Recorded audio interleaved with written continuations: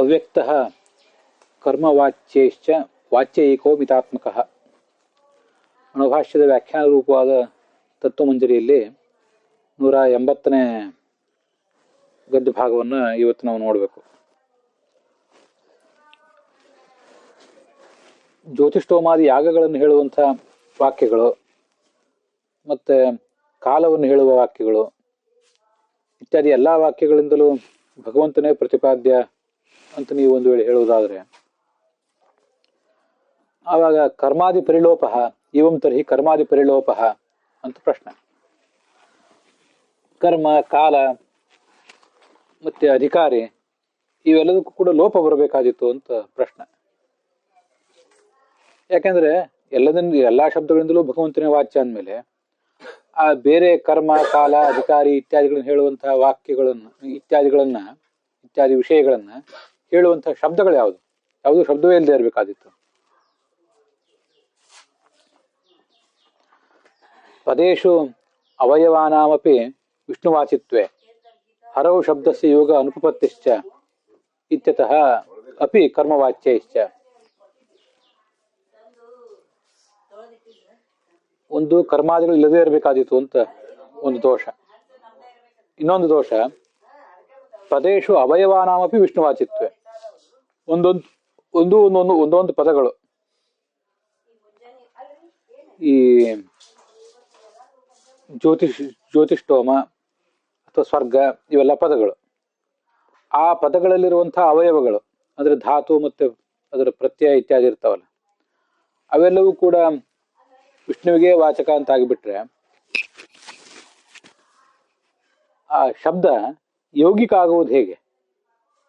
ಶಬ್ದ ಯೌಗಿಕ ಆಗಬೇಕಾದ್ರೆ ಆ ಶಬ್ದದ ಭಾಗಗಳಾದಂತಹ ಧಾತು ಮತ್ತು ಪ್ರತ್ಯಯಗಳು ಅವು ಕೂಡ ವಿಷ್ಣುವಿನ ವಾಚಕ ಆಗ್ತದೆ ಅಂತ ಅನ್ನೋದು ನಿಮ್ಮ ಧೋರಣೆ. ಆದ್ರೆ ಅದು ಇಲ್ಲಿ ತೊಂದರೆ ಕೊಡ್ತದೆ. ಯಾಕೆಂದ್ರೆ ಅವು ವಿಷ್ಣುವಿಗೆ ವಾಚಕ ಅಂತ ಆಗಿಬಿಟ್ರೆ ಆ ಶಬ್ದ ಅಂತ ಅನ್ನೋದು ಭಗವಂತನಲ್ಲಿ ಯೌಗಿಕ ವೃತ್ತಿಯಿಂದ ಪ್ರವೃತ್ತಿ ಮಾಡೋದು ಹೇಗೆ? ಶಬ್ದ ಅಂತ ಅನ್ನೋದು ಆ ಇಡೀ ಶಬ್ದ ಅಂತ ಅನ್ನೋದು ವಿಷ್ಣುವಲ್ಲಿ ರೂಢಿಯಿಂದಲೇ ಪ್ರವೃತ್ತಿ ಮಾಡಿತು ಅಂತಾಯ್ತು. ಯೋಗದಿಂದ ಪ್ರವೃತ್ತಿ ಮಾಡೋದು ಹೇಗೆ? ಒಂದೊಂದು ಪದದ ಅವಯವಗಳು ಭಗವಂತನಿಗೆ ರೂಢಿಯಿಂದ ವಾಚಕ ಅಂತ ಆಗಿಬಿಟ್ರೆ ಮತ್ತೆ ಆ ಪದವು ಕೂಡ ಕಥಂಚಿತ್ ಭಗವಂತನನ್ನ ರೂಢಿಯಿಂದಲೇ ಪ್ರತಿಪಾದನೆ ಮಾಡಬೇಕು. ಯೋಗದಿಂದ ಅದು ಪ್ರತಿಪಾದನೆ ಮಾಡೋದು ಹೇಗೆ ಅಂತ ಇತ್ಯತೋಪಿ ಇದು ಒಂದು ಪ್ರಶ್ನೆನೂ ಇದೆ. ಕರ್ಮ, ಕಾಲ, ಅಧಿಕಾರಿ ಮೊದಲಾದದ್ದೇ ಪ್ರಮಾಣ ಸಿದ್ಧ ಆಗದೆ ಹೋಗಬೇಕಾದಿತ್ತು ಅಂತ ಒಂದು ಪ್ರಶ್ನೆ. ಮತ್ತೆ ಆ ಅವಯವಗಳು ಧಾತು, ಪ್ರತ್ಯಯ ಮೊದಲಾದದ್ದು ವಿಷ್ಣುವನ್ನೇ ಹೇಳುವುದಾದ್ರೆ ಇಡೀ ಶಬ್ದ ವಿಷ್ಣುವನ್ನ ಯೋಗ ವೃತ್ತಿಯಿಂದ ಹೇಳುವುದು ಹೇಗೆ? ಯಾಕಂದ್ರೆ ಇಡೀ ಶಬ್ದ ಅಂತ ಅನ್ನೋದೇ ಆ ಎಲ್ಲ ಧಾತು ಮತ್ತು ಪ್ರತ್ಯಯಗಳ ಒಂದು ಸಮಾಗಮ. ಅದು ಆ ಧಾತು ಮತ್ತು ಪ್ರತ್ಯಯಗಳು ವಿಷ್ಣುವಿನಲ್ಲಿ ಯೋಗದಿಂದ ಪ್ರವೃತ್ತಿ ಮಾಡಿದ್ರೆ ಆವಾಗ ಇಡೀ ಶಬ್ದವೂ ಕೂಡ ಯೋಗದಿಂದ ಪ್ರವೃತ್ತಿ ಮಾಡಿತ್ತು. ಆದ್ರೆ ನೀವು ಹೇಳ್ತಿದ್ದೀರಿ ಅವು ರೂಢಿಯಿಂದ ಭಗವಂತನನ್ನೇ ಪ್ರತಿಪಾದನೆ ಮಾಡ್ತವೆ ಅಂತ, ಮಹಾರೂಢಿಯಿಂದ ಭಗವಂತನನ್ನೇ ಪ್ರತಿಪಾದನೆ ಮಾಡ್ತವೆ ಅಂತ. ಹಾಗಾಗಿ ಬಿಟ್ರೆ ಇಡೀ ಶಬ್ದವೂ ಕೂಡ ಯೋಗ ವೃತ್ತಿಯಿಂದ ಭಗವಂತನ ಪ್ರತಿಪಾದನೆ ಮಾಡದೇ ಇರಬೇಕಾದಿತ್ತು ಅಂತ ಪ್ರಶ್ನೆ ಬಂದ್ರೆ ಅದಕ್ಕೆಲ್ಲದಕ್ಕೂ ಕರ್ಮವಾಚ್ಯ ಇಷ್ಟ ಅನ್ನೋ ಮಾತಿನಿಂದಲೇ ಅಭಿಪ್ರಾಯ ಪಡ್ಕೊಳ್ಬೇಕು. ಚಹ ಅಪ್ಯರ್ಥ ಅಲ್ಲಿ ಚ ಅಂತಿದೆಯಲ್ಲ, ಚಕಾರಕ್ಕೆ ಅಪಿ ಅಂತ ಅರ್ಥ ಮಾಡಬೇಕು. ಚಕಾರಕ್ಕೆ ಅಪಿ ಅಂತ ಅರ್ಥ ಮಾಡಿದ್ರೆ ಏನಾಗ್ತದೆ? ಈಗ ಚ ಅಂದ್ರೆ ಕೂಡ ಅಂತ ಅರ್ಥ. ಅಪಿ ಅನ್ನೋ ಶಬ್ದಕ್ಕೂ ಕೂಡ ಅಂತಾನೆ ಒಂದು ಅರ್ಥ ಇದೆ. ಮತ್ ಹಾಗಾದ್ರೆ ಚಕಾರಕ್ಕೆ ಅಪಿ ಅಂತ ಅರ್ಥ ಮಾಡಿ ಏನು ಉಪಯೋಗ ಅಂತ ಒಂದು ಪ್ರಶ್ನೆ ಬರಬಹುದು. ಅದಕ್ಕೆ ಚ ಎಂಬ ಶಬ್ದಕ್ಕೆ ಕೂಡ ಅಂತ ಅರ್ಥ, ಆದ್ರೆ ಅಪಿ ಎಂಬ ಶಬ್ದಕ್ಕೆ ಹಾಗಿದ್ರೂ ಕೂಡ ಅಂತ ಅರ್ಥ. ಈ ತರದ ವ್ಯತ್ಯಾಸ ಇದೆ. ಅಪಿ ಅನ್ನೋ ಶಬ್ದಕ್ಕೆ ಒಂದು ಎಕ್ಸ್ಟ್ರಾ ಅರ್ಥನೂ ಕೂಡ ಇದೆ, ಕೂಡ ಅಂತನೂ ಅರ್ಥ ಇದೆ. ಅಪಿ ಅಂದ್ರೆ ಹಾಗಿದ್ರೂ ಕೂಡ ಅಂತನೂ ಒಂದು ಅರ್ಥ ಇರೋದ್ರಿಂದ ಆ ಅರ್ಥವನ್ನು ಇಲ್ಲಿ ತಗೊಳ್ಬೇಕು ಅಪಿ ಶಬ್ದಕ್ಕೆ. ಅದಕ್ಕಾಗಿ ಚಕಾರಕ್ಕೆ ಅಪಿ ಅನ್ನೋ ಅರ್ಥವನ್ನು ತಗೊಳ್ಬೇಕು ಅಂತ ಹೇಳ್ತಿದ್ದಾರೆ. ಹಾಗಾದ್ರೆ ಏನಾಯ್ತಂದ್ರೆ ಚ ಎಂಬ ಶಬ್ದಕ್ಕೂ, ಚ ಎಂಬ ಅವ್ಯಯಕ್ಕೂ ಅಪಿ ಎಂಬ ಅವ್ಯಯಕ್ಕೂ ಕೂಡ ಎರಡಕ್ಕೂ ಕೂಡ ಅಂತನೂ ಒಂದು ಅರ್ಥ ಇದೆ. ಹಾಗೆ ಹಾಗಿದ್ರೂ ಕೂಡ ಅಂತನೂ ಅರ್ಥ ಇದೆ ಎರಡಕ್ಕೂ. ಅದು ಯಾವುದೋ ಒಂದಕ್ಕಲ್ಲ, ಎರಡಕ್ಕೂ ಕೂಡ ಹಾಗೆ ಅಂತ ತಿಳ್ಕೋಬೇಕು. ಇದು ಅವ್ಯಯ ನಾಮ ಅನೇಕಾರ್ಥತ್ವ ಅಂತ ಇರೋದ್ರಿಂದ, ಅವ್ಯಯಗಳಿಗೆ ಅನೇಕ ಅರ್ಥ ಇರೋದ್ರಿಂದ ಹೀಗೆ ಚಕಾರಕ್ಕೂ ಅಪಿ ಅನ್ನೋದಕ್ಕೂ ಎರಡೂ ಅರ್ಥನೂ ಇದೆ. ಹಾಗಾಗಿ ಏನಾಯ್ತು ಒಟ್ಟು ಅಂದ್ರೆ, ನಿಗಮ ನಿಘಂಟ್ವಾದಿ ಪ್ರಸಿದ್ಧ ಯೋಗ ರೂಢಿಭ್ಯಾಂ ಮುಖ್ಯತೆಯ ಕರ್ಮವಾಚಕೈರಪಿ, ಈ ಜ್ಯೋತಿಷ್ಠೋಮ ಮೊದಲಾದ ಶಬ್ದಗಳಿವೆಯಲ್ಲ, ಅವು ಮುಖ್ಯ ವೃತ್ತಿಯಿಂದ ಕರ್ಮವನ್ನೇ ಹೇಳ್ತವೆ, ಹೇಳಿದರೂ ಕೂಡ ಅಂತ ಅರ್ಥ. ಸರಿಯಾ? ಇದು ನೋಡಿ, ಇಲ್ಲಿ ಕರ್ಮವಾಚಕೈರಪಿ ಅಂತ ಅನ್ನೋದಕ್ಕೆ ಹೇಳಿದ್ರು ಕೂಡ ಅಂತ ಅರ್ಥ. ಅಲ್ಲಿ ಆ ಚಕಾರಕ್ಕೆ ಆ ಅರ್ಥನೇ ನಾವೀಗ ತಗೊಂಡಿರೋದು. ಹೇಳಿದ್ರು ಕೂಡ ಯಾವುದರ ಬಲದಿಂದ ಹೇಳಿದ್ರು ಕೂಡ, ಹೇಳಿದ್ರು ಕೂಡ ಏನಾಗ್ತದೆ ಅಂತ ಅನ್ನೋದನ್ನ ಮುಂದೆ ನೋಡೋಣ. ಯಾವುದರ ಬಲದಿಂದ ಅಂದ್ರೆ ನಿಗಮ ನಿಘಂಟು ಇತ್ಯಾದಿಗಳ ಬಲದಿಂದ. ನಿಘಂಟು ಅಂದ್ರೆ ಡಿಕ್ಷನರಿಗಳು, ನಿಗಮ ಅಂದ್ರೆ ವೇದಗಳು ಇತ್ಯಾದಿಗಳು. ಇತ್ಯಾದಿಗಳ ಬಲದಿಂದ, ನಿಗಮ ಮತ್ತು ನಿಘಂಟು ಇತ್ಯಾದಿಗಳಿಂದ ಪ್ರಸಿದ್ಧವಾದ ಯೋಗ ಮತ್ತು ರೂಢಿಗಳಿಂದ.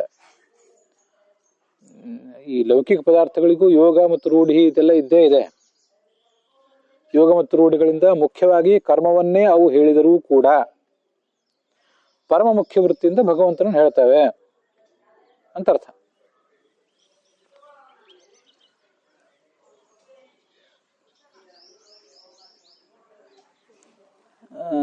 ಜ್ಯೋತಿಷ್ಠೋಮಾದಿ ಶಬ್ದೈ ವಾಚಕೈರಪಿ ಜ್ಯೋತಿಷ್ಠೋಮಾದಿ ಶಬ್ದೈ ಕರ್ಮಾದವು ಲೋಕ ಪ್ರಸಿದ್ಧತ್ವಂ ಲೋಕಸಿದ್ಧ ಮುಖ್ಯತ್ವಂ ಅಬಾಧಿತ್ವೈವ ತೈಹಿ ಶಬ್ದೈಹಿ ಪರಮ ಮುಖ್ಯತೆಯ ಹರಿಹಿ ಉದಿತಃ. ಕರ್ಮಾದಿಗಳನ್ನ ಲೋಕದಲ್ಲಿ ನಮಗೆ ಸಿದ್ಧವಾಗಿರುವಂತೆ ಮುಖ್ಯ ವೃತ್ತಿಯಿಂದ ಪ್ರತಿಪಾದನೆ ಮಾಡ್ತವೆ ಈ ಶಬ್ದಗಳು. ನಾವು ಅದನ್ನು ತಳ್ಳಿ ಹಾಕೋದಿಲ್ಲ, ಆ ಅರ್ಥ ಇದ್ದೇ ಇದೆ. ಅದನ್ನು ಮುಂದೆ 181ನೇ ಮೂಲದಲ್ಲಿ ಮತ್ತೊಂದ್ಸರಿ ಹೇಳ್ತಾರೆ. ಆ ಅರ್ಥವನ್ನು ನಾವು ತಳ್ಳಿ ಹಾಕ್ತಿಲ್ಲ. ಆ ಅರ್ಥವೇ ಇಲ್ಲ ಅಂತ ಒಂದು ವೇಳೆ ಹೇಳಿಬಿಟ್ಟಿದ್ರೆ ಆವಾಗ ಆ ವಿಷಯಗಳನ್ನು ಪ್ರತಿಪಾದನೆ ಮಾಡುವಂಥ ಪ್ರಮಾಣ ಯಾವ್ದು ಹಾಗಾದ್ರೆ ಅಂತ ಪ್ರಶ್ನೆ ಬರ್ತಿತ್ತು. ಅದನ್ನು ನಾವು ತಳ್ಳಿ ಹಾಕೋದಿಲ್ಲ.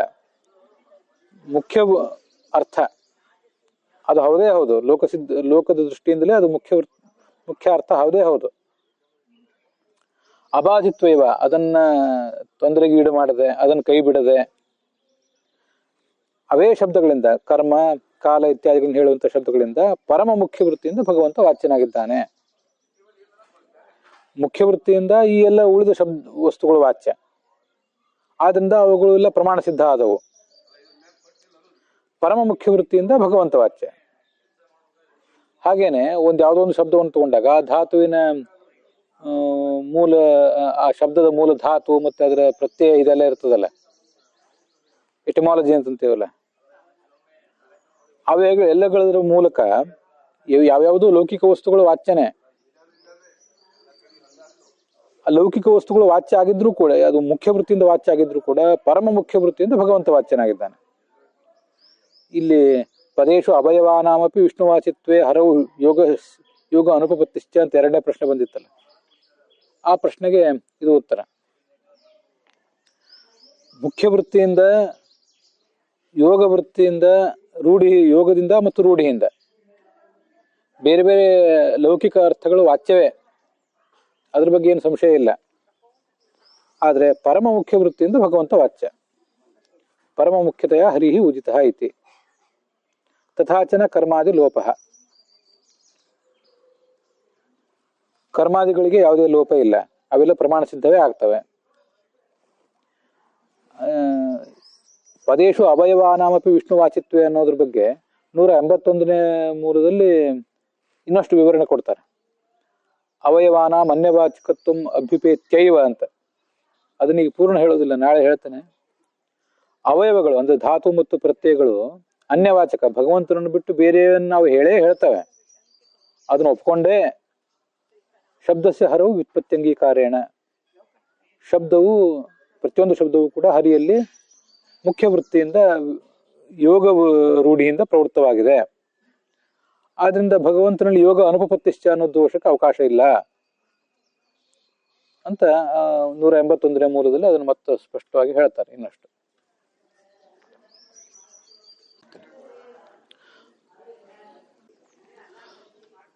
ಪ್ರತಿಯೊಂದು ಶಬ್ದದ ಅವಯವಗಳು ಅಂದ್ರೆ ಅದರ ಧಾತುಗಳು ಮತ್ತು ಅದರ ಪ್ರತ್ಯಯಗಳು ಅವೆಲ್ಲವೂ ಕೂಡ ಹಾಗೇನೆ ಆ ಇಡೀ ಶಬ್ದವೂ ಕೂಡ ಭಗವಂತನಲ್ಲಿ ಮಹಾಯೋಗದಿಂದ ಮಹಾರೂಢಿಯಿಂದ ಕಾರ್ಯ ಮಾಡ್ತದೆ.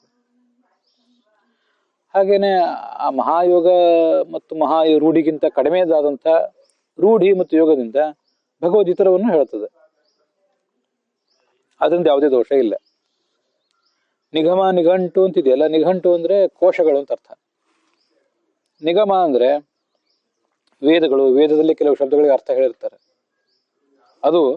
ಮತ್ತಿನ್ನೊಂದು ನಿಗಮ ಅಂದ್ರೆ ಎ ರೂಟ್ ಅಂತನೂ ಅರ್ಥ ಹೇಳ್ತಾರೆ. As the source of A word.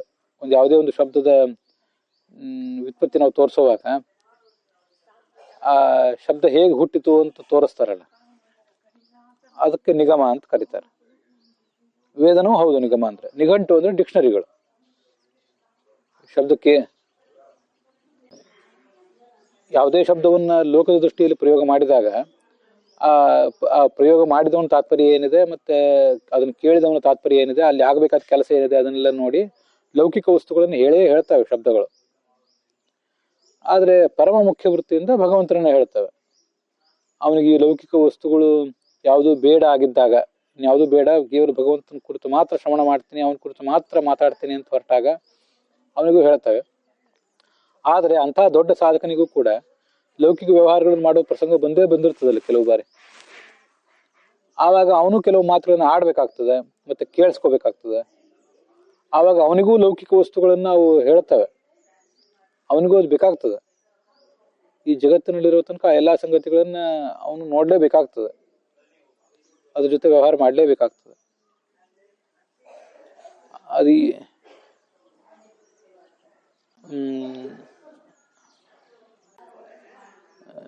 ಚೈತನ್ಯ ಪ್ರಭುಗಳ ಬಗ್ಗೆ ಒಂದು ಕಥೆ ಕೇಳಿದ್ದೇನೆ ನಾನು. ಅವ್ರು ದೊಡ್ಡ ವ್ಯಾಕರಣ ಶಾಸ್ತ್ರಜ್ಞ, ಅವ್ರ ಹತ್ರ ಎಲ್ಲ ವ್ಯಾಕರಣ ಅಧ್ಯಯನ ಮಾಡ್ಲಿಕ್ಕೆ ಬರ್ತಿದ್ರು. ಆದ್ರೆ ಕೊನೆಗೆ ಅವರಿಗೆ ಇದ್ಯಾವುದು ಬೇಡ ಆಯ್ತು. ಬೇಡ ಅಂತ ಆದಾಗ ಅವ್ರ ಹತ್ರ ವ್ಯಾಕರಣ ಅಧ್ಯಯನಕ್ಕೆ ಜನ ಬಂದ್ರೆ, ನನಗೀಗ ಡುಕ್ರಂಜಕರಣೆ ಆಮೇಲೆ ಗಮಲು ಗತವು ಇತ್ಯಾದಿ ಎಲ್ಲಾ ಶಬ್ದಗಳಿಂದಲೂ ಕೂಡ ಭಗವಂತನೇ ವಾಚ್ಯನಾಗಿ ಕಾಣ್ತಾ ಇದ್ದಾನೆ, ನನಗೆ ಈ ವ್ಯಾಕರಣ ಪಾಠ ಹೇಳಿಕ್ ಬರೋದಿಲ್ಲ, ನೀವು ಬೇರೆಯವ್ರ ಹತ್ರ ಹೋಗಿ ಅಂತ ಕಳಿಸಿಬಿಡ್ತಿದ್ರಂತೆ. ದೊಡ್ಡ ಜ್ಞಾನಿಯೇ, ಆದ್ರೆ ಮೊದಲು ಆ ಥರ ಹೇಳ್ತಾ ಇದ್ರು, ಪಾಠ ಎಲ್ಲ ಹೇಳಿ ಮುಗಿಸಿದ್ರು ಮೊದಲು. ಆದ್ರೆ ಮುಂದೆ ನನಗದು ಬೇಡ ಅಂತ ಅವ್ರಿಗೆ ಅನಿಸಿತು.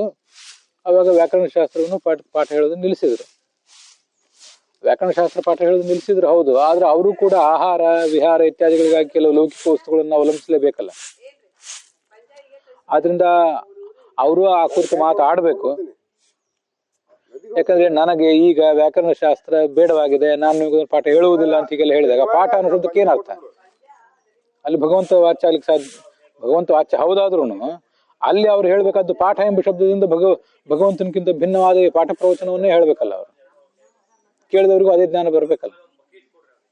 ಆದ್ರಿಂದ ಒಂದೊಂದು ಸ್ಟೇಜ್ ಅವೆಲ್ಲ ಜನಸಾಮಾನ್ಯಕ್ಕಿಂತ ಹೆಚ್ಚಿನ ಸ್ಟೇಜ್ನಲ್ಲಿ ಅವ್ರು ಇದ್ದಾರೆ ಹೌದು. ಆದ್ರೆ ಪ್ರತಿಯೊಂದು ಶಬ್ದದಿಂದಲೂ ಅವರು ಕೂಡ ಭಗವಂತನನ್ನೇ ಎಲ್ಲಾ ಸಂದರ್ಭದಲ್ಲೂ ಕಾಣ್ತಾರೆ ಅಂತಿಲ್ಲ. ಆ ಅರಿವು ಎಚ್ಚರ ಅವ್ರಿಗಿರ್ತದೆ. ಆದ್ರೆ ಕೆಲವು ಲೌಕಿಕ ವಸ್ತುಗಳನ್ನು ಕುರಿತು ಕೂಡ ಅವ್ರು ಮಾತಾಡ್ಬೇಕಾಗ್ತದೆ ಅಂತ ತಾತ್ಪರ್ಯ ತಿಳ್ಕೋಬಹುದು. ಬೇರೆ ಪುರಾಣದಲ್ಲಿ ಇಂಥ ಕಥೆ ಬಂದಿದ್ದು ನಂಗೆ ಏನ್ ನೆನಪಿಲ್ಲ, ನೋಡ್ಬೇಕಷ್ಟೆ. ಅಲ್ಲಿಗೆ ಈ ಭಾಗ ಸಮಾಪ್ತವಾಗಿದೆ.